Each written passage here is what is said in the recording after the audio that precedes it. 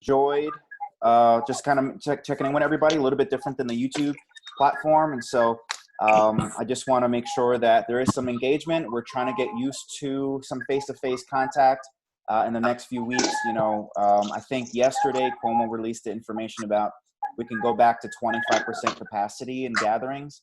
So, we still got to figure out what that means for us and how, what's the healthiest way for us to move forward. But I wanted to talk today. There was actually two things that I tossed back and forth. Actually, what I'm gonna do is everyone, if you can mute yourself while I'm talking, I'm gonna give some time for questions at the end. And then if you have questions while I'm talking, feel free to put that in the chat and then I can answer those and talk about those as I'm talking here. So use the chat for that platform. And then at the end, we'll have some time to engage together. I'm going to leave questions and we'll do breakout rooms again. So there were one or two topics that I wanted to talk on today. And I felt in the last few days, it had to do with listening.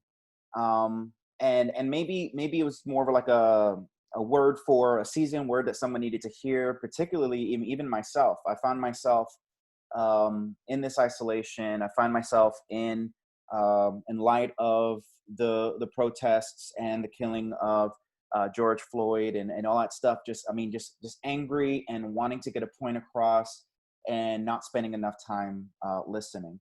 And so I think all of us probably need a little bit more of the same. We all have opinions. We all have points of views. But the better gift for us is that we would listen. And I think most of us need to spend more time listening to others, listening to God and his perspective, listening even to our own self. I mean, there's a lot of things that are going on internally that we're just kind of blind to. And so we'll turn to binging on Netflix. We'll turn to, whatever type of side addictions, strong or soft, we'll turn to things that aren't really healthy for us because we just want to avoid listening to voices, particularly those in our own heart. And so I wanted to share maybe a little bit about that, but I didn't think as I was getting ready for my notes that was really where I wanted to go to, because we set off on a journey to talk about mental and emotional health. And I think I wanted to start there. I think that's where I needed to be here today to share with you guys about just kind of a little bit about mental and emotional health. And you guys know this. I don't need to kind of beat this dead horse. 2020 has probably been one of the most interesting years, right? And that's just to put it mildly. It's been an interesting year. I think we started out with, rumors of World War III because of North Korea. Then we went to the fires in Australia, and then we jumping into COVID, and I mean it just even murder hornets. I mean, crazy. Like who would ever think that? One of my favorite memes was Dr. Evil from Austin Powers, and he goes, "Release the murder hornets." So it made so much sense because I think it's funny. Anyway. So this is just old man jokes. And so I think that in the isolation that we've found ourselves in, we are definitely, this is unknown territory for all of us. I think there's going to be some fear that we're all experiencing. I think there's isolation that we're experiencing. We don't have relationships as usual. If you're kind of as lucky as me, you kind of quarantined with family already. And so that is something that maybe has been helpful to you. But even then, you don't have your normal selection of relationships that you used to have before. Now you're literally stuck with the person you're with, and you got to like them. We have the fear of the unknown. What's next? What's going to harm us? Is this pandemic something that it will harm us? Will it touch our family? Will we lose our family? So those are just real fear of unknowns. I mean, fear of economic failure in the future, right? They're talking about the unemployment rate rising, businesses shutting down. So just kind of this weird unknown about the economic failure of the United States. And then add upon that, this most latest kind of turn of events, this minority fatigue, this pain of a voice not being heard and the people group kind of being oppressed, and we're not paying attention. So I think this is something that's really real about us. And so I think I really did need to address some of our emotional and mental health issues, at least maybe to perhaps give you guys a set of tools. I don't think the Bible is silent about these things. In fact, I think the Bible is very vocal about our emotional health. The problem is that we've primarily made Christian maturity about spiritual maturity. It's always been about spiritual practices, and I applaud them. We don't need to throw them That's just one aspect of the way God designed us. God made us to be human, and in making us human, he gave us emotions, he gave us feelings, he gave us a mind to think and to process logic and reason. And so all these, they don't contradict one another, right? Having a smart mind does not contradict spiritual principles. Being emotionally aware does not contradict spiritual principles, and nor does being emotional make you less spiritual. I don't know why we combine the two. They literally stand apart from each other, and all of them make up who we are. And so I think that it's something that the church is not really good at addressing, and we need to spend more time doing that because it's real, it's happening. So Pete Scazzero, he's a author of a book. I have a couple of books all around me. He wrote a book called Emotionally Healthy Spirituality. I don't know if it's backward for you guys, but Emotionally Healthy Spirituality. And in that book, he talks about, his tagline is, it's impossible to be spiritually mature while remaining emotionally immature. So that's just a really good book. He also wrote Emotionally Healthy Leader. So those are things that I would encourage you guys to get into. But here's how he kind of words it, and it's kind of paraphrasing, right? Regardless of how long you've been a Christian, you could be a Christian a few months, you could have been a Christian for years, okay? Regardless of how long you've been a Christian, the way we do relationships, right? The way we do parenting, the way we deal with our neighbor, the way we deal with our enemies, the way we process hurt, still looks like our family of origin, right? Or our culture. So, the way your marriage looks like kind of reflects how mom and dad did their marriage. It kind of reflects how grandma and grandpa did their marriage, right? The way you do, the way you kind of look at your neighbor when they do things that offend you, it kind of reminds you of your aunt, right? You act the way she did, all these things are true instead of looking more like Jesus's family. So you've heard the preachings, but somehow the way you lash out, and I know they're like husbands and wives not wanting to look at each other right now, because that they don't act like Jesus is in their life. And the reality is that sometimes you don't either, right? And you don't want to accept that. So we look still more like our family than we do like Jesus, regardless of the amount of time we've been in the faith. It's just weird. In fact, I would say that those of us who have been in the faith a shorter amount of time, there's still like this energy about us that we say, no, I'm going to love my neighbor like Jesus did. Young Christians are more likely to reflect that than older Christians, because we kind of just settle in and you relax. It's okay. Jesus still loves me. He forgives me. And we don't look like Jesus. So I love what Pete says. He says that, yes, Jesus is in my heart, but grandpa is in my bones.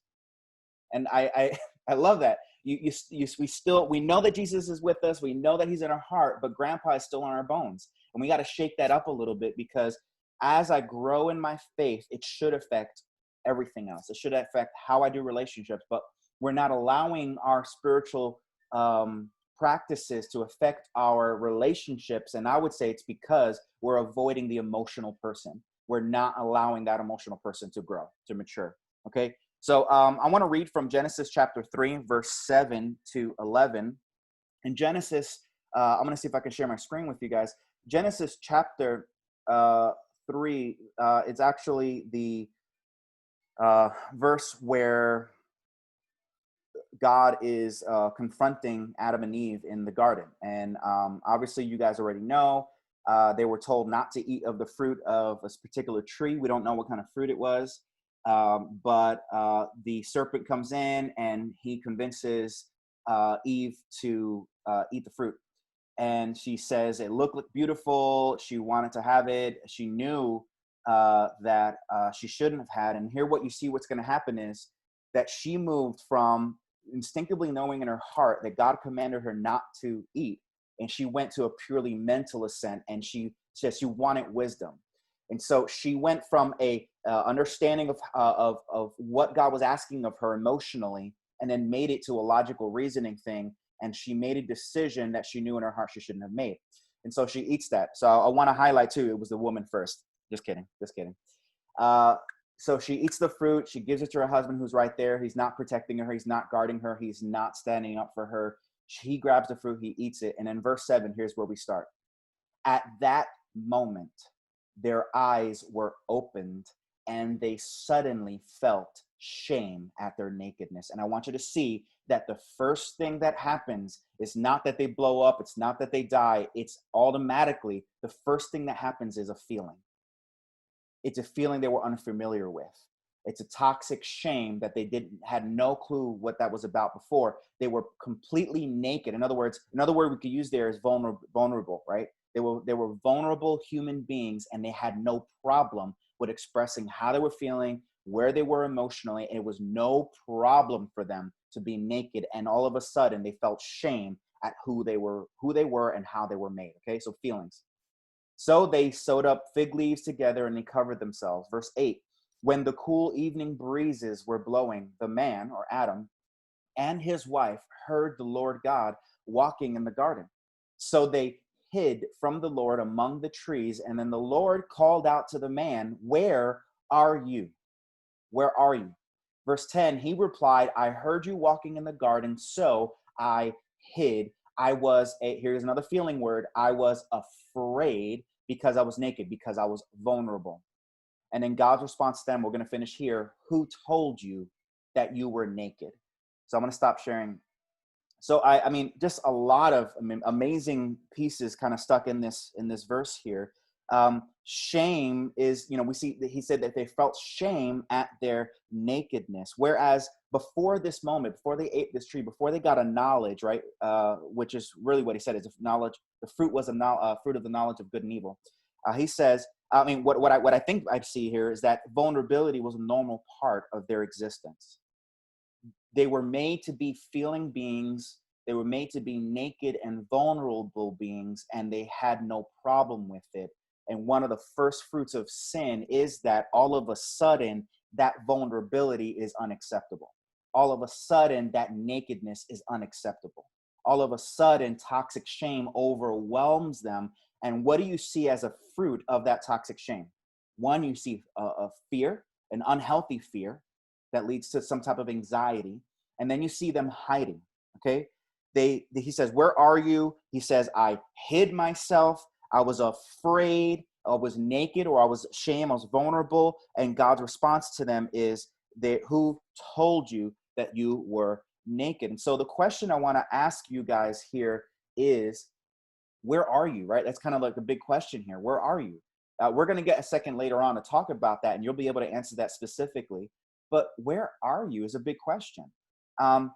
See, for most of us, we don't want to accept that. We don't want to sit in the moment of where am I? If I would ask you, where are you? I don't know. It's most of us will respond that, from young adults to older people. Or if you're super spiritual, your response is super spiritual. I'm doing good. Praise God. Everything's going well. And so even that itself is a hiding from our true self, right? Because where are you is the most important question we need to ask. And if you're a parent, I think you know this instinctively, that where are you is actually the last question you ask when your kids are in trouble. Anybody?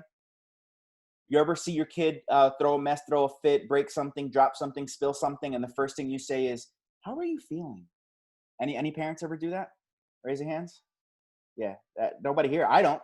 Because our first question is literally, who did this? It's, why did you do that? And what did you do? And so God eventually gets to what did you do, but he never sits there to ask why, because why is probably the dumbest question you can ask, because no one knows why. You asking a kid, why did you do that? They have no clue why they did anything. They know what they were feeling. They know that it was maybe shameful. They know that maybe they were angry. They know that maybe they were afraid, but they don't know why. Why? I mean, think about this. If you guys were to, if you didn't want to show up to somebody's birthday party, and they ask you, hey, why didn't you show up? I mean, you didn't want to be there. But when they say, why didn't you come? Are you quick to say, I didn't want to spend time with you? Because that truth, that ickiness of where I was at when I was doing what I was doing. I mean, I know you want me to answer that question truthfully, but I don't know. That why brings a lot of shame to me, because we're made to be fully alive, or alive fully through our feelings. To escape these feelings leads to like a denial of how you're made. That's just something that you can't avoid. But to deny your feelings is to deny how you are made.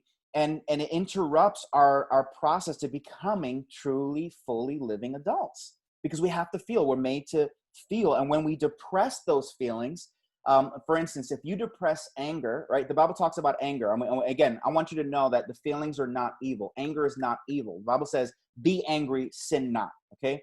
Be angry is allowed. So he says, be angry. So anger is not an unhealthy feeling. It's just kind of like, here's how I like you to think about it. If you're driving your car and you see the blinkers on your dashboard, they tell you that you need gas. They tell you that the check engine light is on. It's just a light. Is the light itself a bad thing? It isn't, because it's telling you there's something wrong with the engine. So when the light of your emotions goes on, I'm angry, it's that itself is not the evil thing. It's just telling you something's up and I need to inspect that. I need to figure out what that is.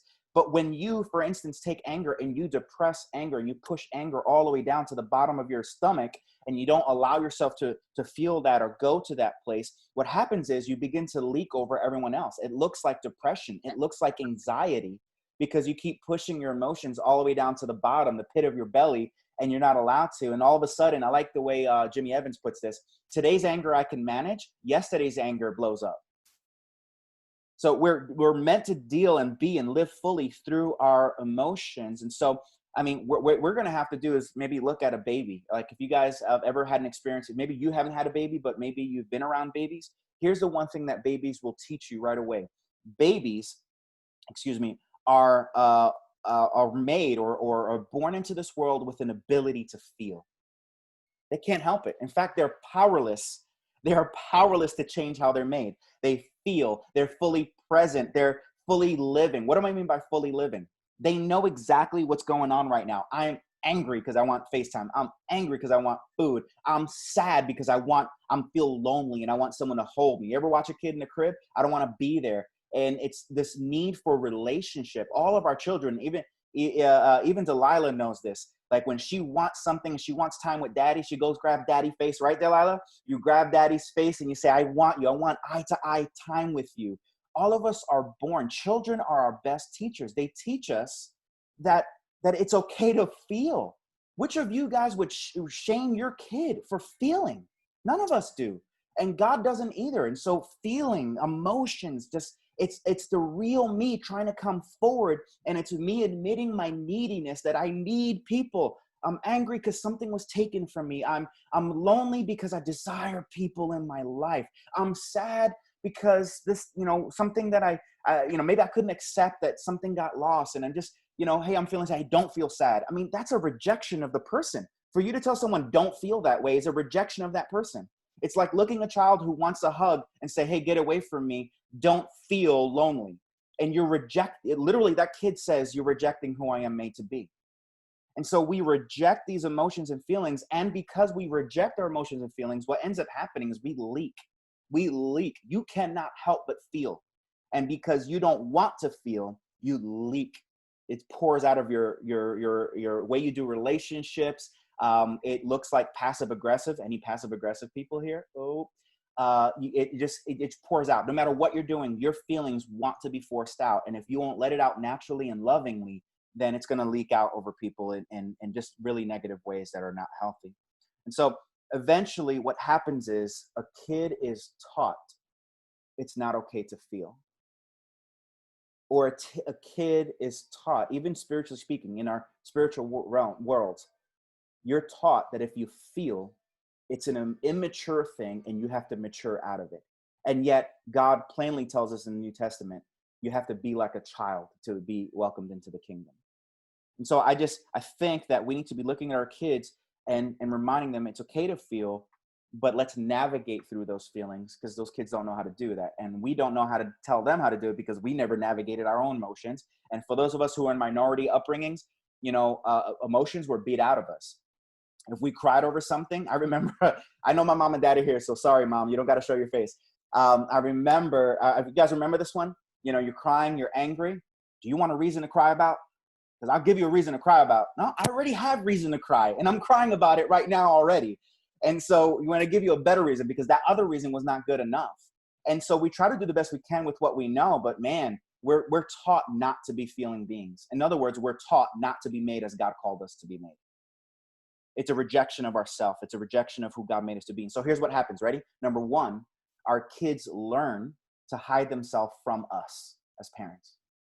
We would learn to hide ourselves. If I was feeling something, I'm going to dry up the tears and I'm not going to feel it. So I hide who I really am from my parents. I hide myself from other people because they're not okay with the way I'm feeling. I hide myself from God because if they were a reflection of who God is, look what Adam and Eve did. They hid in the garden because they thought in their toxic shame, they thought it was not okay to be feeling in front of God. And eventually then you hide yourself from yourself and you're not even able to answer the own question, where are you? How are you doing? And so I think that we really need to go deeper into this. Where are you is the most important question. Here's the reason why. Ready? You guys can write this down in the chat for me. Because God has access to us through our feelings. God has access to us through our feelings. Pete Scazzaro puts it this way in regards to the church. When people have authentic spiritual experiences such as worship, prayer, Bible study, and fellowship, they mistakenly believe that they're doing fine, even if their relationship life, right, their marriage, their friendships, their kids, their parenting, even though all that is fractured and their interior world, all they are inside, everything's all over the place, they think that these spiritual practices is progress, and it provides a spiritual reason for not doing the hard work of maturing. Just because you read every day and pray every day, just because you show up to church every week, just because you serve the poor and give, does not mean you're growing and maturing emotionally. It doesn't mean you're showing up to God fully present and showing up to your brothers and sisters fully present. It could be a mask. Hey, I pray every day. Why isn't anything happening? Reality is you're not doing the hard work to mature by being fully present. Chip Dodd, let me see a couple of other books here that I have. Chip Dodd in his book, Voice of the Heart. There's another really good book on this, Living the Call to Living Fully. One of the things he says in that book, in that book, is that why, even in personally talking with him, why is one of the worst questions, because it makes you a scientist. You're trying to figure out the chemical reactions of things. And that's really just a bad question. That makes you a scientist. Instead, you should be an explorer and ask the question, what? What was I feeling when that happened? What was going on around me? What was going on in the last few days? What can I do, right? What becomes an explorer? You become curious about your emotions. So as soon as so here's what you do about that emotion. I feel angry, I feel fear, I feel sad, I feel lonely, I feel glad. Even glad's a good emotion, but I feel it. When I feel it, the what question says, "Ooh, what's going on inside of me? What's happening?" So when someone comes to you and says, "Hey, where are you?" You're able to say, I mean, Adam at least still was aware enough when he was asked the question. He did say, I hid because I was afraid, because I felt shame about my nakedness. And to another brother or sister who says that, we go, man, thank you. Thank you for showing up and telling me that. I didn't realize that you were feeling. But no, most of us, we don't do relationships. Well, why are you feeling that way? Because all we've known, don't feel that way. No, I mean, you're telling me don't be human? I thought you wanted to know where I was. And so it's a bad question because the end of the answer, the answer at the end of the day is because I'm human. I mean, that's how I'm wired to be made. And so where do we begin? I want to give you guys some guidelines. Then we're going to ask some questions in a group. Where do we begin this process of being fully present, of dealing with our emotions, of starting to grow emotionally? I'm going to start with this. Number one, you show up. Number one, you show up. What does it mean by show up? I want you be truthful with where you are. Be truthful with where you are. You all throughout the Psalms, you see David being truthful where he is. He says, God, I'm angry. God, I'm afraid. God, I'm trembling to the point. I'm sorrowful. I'm sad. I'm at the point of my edge of my life. And here he says, he's like, I mean, he's feeling all these things. And then he begins to pray. The point is, though, David shows up. And so while you're kind of showing up to God and showing up to us, and like even right here, this community right now, and you're showing up to your relationships, show up. What do I mean by show up again? Be fully present. Be fully human. Hey, what's going on? Where are you? Man, I'm angry. Or this is also welcome. I'm glad. I'm just really glad today. Well, what is making you glad? Not why. Why, again, it becomes an impure question, but what's going on? Hey, I'm angry today. Why is a judgment question? You shouldn't be. What is the ability to say, this is what's going on in my life, and it's just making me angry. That's all.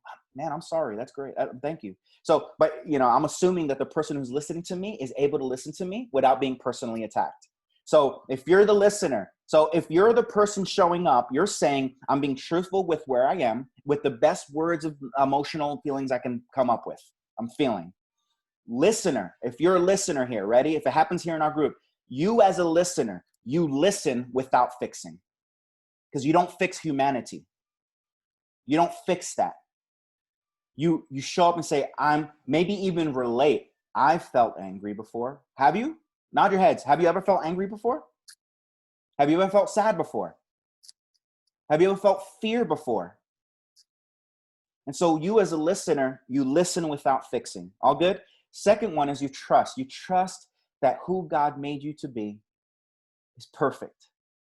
He designed you with an ability to show up because God has access to you through your emotions and your feelings. Show up and trust that God can meet you in that pain, not running from the pain, not binge watching on Netflix, not watching all your Hulu shows, not like running to addictions and bad habits. It's God meets you in that pain, and that's okay. And so trust that God is able to meet you by practicing your vulnerability, okay? And then third, give into the process. Like commit, surrender to the process, because it's work. It's hard work. It is hard work to learn how to be human again, because you guys have had years. For those of us who are above 35, here's what we know, that everything you do right now is muscle memory. Even your emotions, the brain, the neural pathways in your brain, they're already like just settled in your brain. So when somebody cuts you off, that's like a knee-jerk reaction in the car, right? Anybody?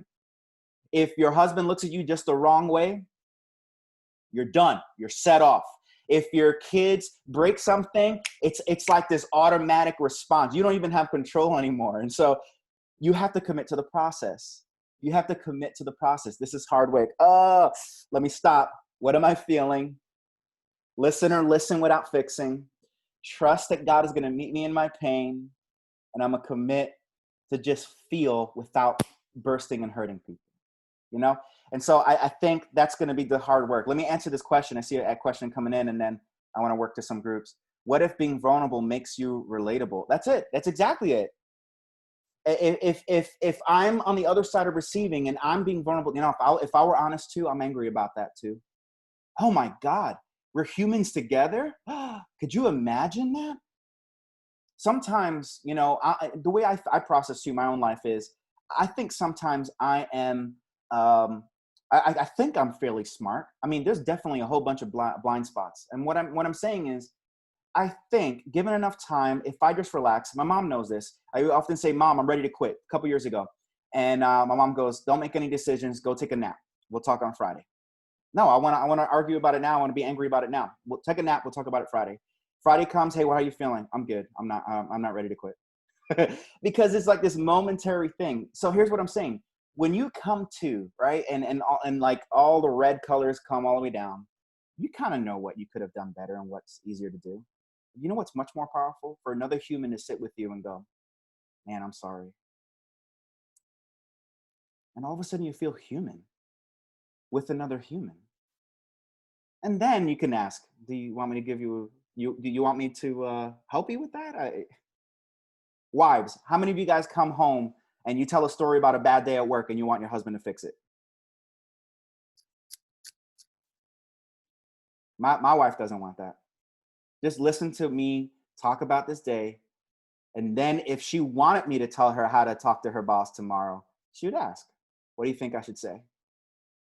And so the invitation to be human is just that, be human and being vulnerable. And when I'm vulnerable too, it makes us more relatable and togetherness. Now I believe that we're in this together, How often are emotionally related responses hindrances to opportunities for life? Man, that's a good question. I think, how often is it if I understand this question, Sean, how often are emotionally related responses hindrances to opportunities for life? In other words, if I relate too much and we don't go for change, I don't know, but here's what I would ask. How often is your readiness to give a fixed question? Like I have a response. I'm ready to fix you. I know what you should do. How often has that worked? Give me the percentage of time where people have actually changed because you had a conversation and fixed them. fix them. I'd say that percentage is pretty low, because like my mom has learned over the years, and she shared with me, and I now come to see, people are going to do what they're going to do, and there's very little we can do to change them. But I'm wondering if in the next few months and years, if we just started showing up, being okay with being human, how much things would begin to change. Because I'd also ask, when I'm so quick to give a response, think about the fruit of that. How often have people actually changed in the long run, or have they've got a Band-Aid response? Don't do this. I'm not saying all of it is for naught. I mean, you go to scripture and you say, hey, the Bible tells you to do this. But a lot of times, at least personally speaking, myself, most of the time when I've gone to be with people and share what's going on with me, I just wanted to know I'm not crazy. Am I human? Is it okay for me to be this way in front of you, my brother or my sister? And so being relatable is really just very important. What if God is using you to show someone that it's okay to show how you're feeling? Amen. Model the way. It's like the way we do parenting. Our best way. I like what Brene Brown, I'll give you another book, Daring Greatly. Brene Brown talks a lot about shame and vulnerability in this book. And she says that it's the best parent is not the parent who knows all the parenting techniques and skills. That your kids learn better from how you show up at life. When you show up to life fully present, fully emotional, and not in control, but like you don't have everything in control, but you're able to feel and love and be human through it all, depend on God, depend on others. You can express your neediness and know, I don't have all the answers, but I have you, and I'm needy, and I want, and I have desires, and I have these things that are going on in me. She says that the better you are as a parent, just to show up in life. No, you don't need the parenting techniques. Your kids will know how to show up in life if you know how to show up in life. Is this an excuse to stay in a crazy cycle? Far, far from it. I think it's for a person who is unaware of where they are, they keep the crazy cycle going on. Because I've tried the crazy cycle. The crazy cycle, man, I don't have that book here. Boop. So it's in my bookshelf. But they talk about the crazy cycle and relationships. When I'm stepping on your hose, in other words, if I don't meet your needs, then you out of response won't meet my needs. But I think the fault in that book is we assume that there is a certain set of needs that are more physical. And reality is that real needs are actually needs that are on a human level. And so I need connection. I need to know I'm human. I need to know that I'm acceptable. I need to relieve myself from toxic shame. Unless you're feeling, there's no way out of that crazy cycle. And unless I'm aware of how you're feeling and we're present with each other. In other words, have you ever looked at your wife and you go, man, I see you? Have you ever looked at your husband and said, I see you? Have you ever looked at your brother or your sister or your child and literally told them, I see you? That person all of a sudden is seen. Their shoulders back up. They come up. Their heart comes up and they go, I'm seen. I'm known. And then I can walk out the crazy cycle because I don't got to treat you out of defense. Most of us put up defense because you don't see who I am. And so I have to defend myself. So I think the crazy cycle continues until we see each other, until I know where I am. But until then, we're going to keep saying, well, let me meet your need. And hopefully one day you meet my need. Man, that cycle is actually a crazy cycle in itself, because you can't do for this other person everything they need.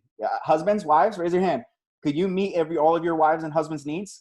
You can't. So you have to be fully present with those things. So I think that's a better answer. And I hope you guys don't hear that there's no need for someone to have a practical way out. What I'm saying is try the human approach first, because some of us inadvertently are saying this, well, it's not okay for you to do that, so stop it and do this. And I'm still left feeling inhuman and unaccepted. But I'll try what you told me to do. And yet somehow years from now, it didn't make me feel more human or in connection with God. So here's what I want to do. We're going to switch right now to little breakout sessions, and I'm going to stop recording. We'll come back. I want to hear a little bit of where you guys are at, and then we'll close. So here's what you're going to do in your breakout sessions. You're going to answer this question. It's short, sweet, simple, okay? You're going to answer this question, where are you? Okay, where are you? And so here's what I want you to do. You're going to use 3 words at least. As best as you know how, right? Three words that are most helpful. I'm angry, I'm fearful, I feel lonely, I feel anxious, what are those feelings what are they? And here's what you're going to do. Do not explain them. We don't need any explanation, no context. Like, don't tell us why. You're going to try to avoid the shame of just expressing to your brother and sister where you are, because out of shame sometimes we kind of like have to provide context, and like, you're not getting a setup for a rebuttal. Oh, why are you feeling that way? Nobody. You as listeners, you are not going to fix them. All you're going to say is thank you. Thank you. And you can say their name. Thank you, Sandra. Thank you, Lewis. Boom. Done. Next person. Okay, so you guys okay with that? You understand the questions? Now, if you guys are in your groups, make sure if someone starts to explain themselves or someone tries to fix the other, you tell them, stop that. You're not, that's not what we're here to do. What am I feeling? Everyone else says, thank you. Okay. This describes where you are emotionally. And then number two, now this is more conversation. Number two, what were you taught about emotions and feelings growing up? What were you taught about emotions and feelings growing up? Was it not accepted? Was it seen as a sign of immaturity and weakness? I mean, what is that? Don't say it. Or maybe you guys had a good family. You always talked about your emotions. So just share that with the group. So number one, where are you? 3 words that describe emotionally as best as you can where you are. Everyone else listens, no fixing, just says thank you. And then 2, what were you taught about emotions and feelings growing up? All right, so let me split you guys up.